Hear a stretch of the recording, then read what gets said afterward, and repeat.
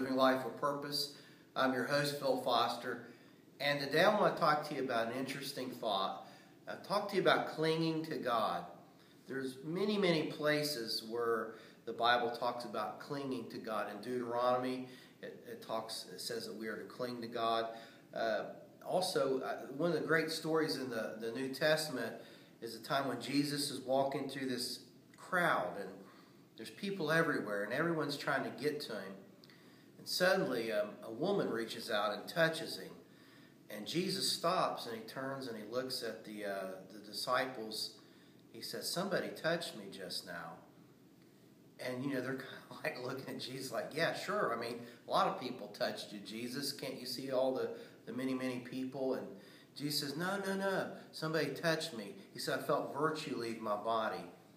And see, that's really what happens when we learn to cling to God. We're like Jacob, who wrestled with, the Bible says, the angel of the Lord all night. And he said, "I won't let go of you."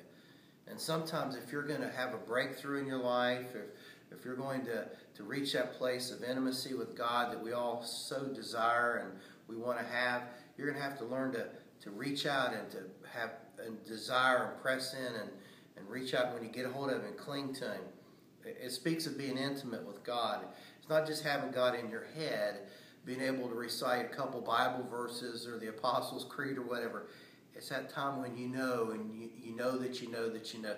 You've got a relationship and he's touched your heart. And maybe you're like Jacob. You now walk with a limp because of an encounter you had with God.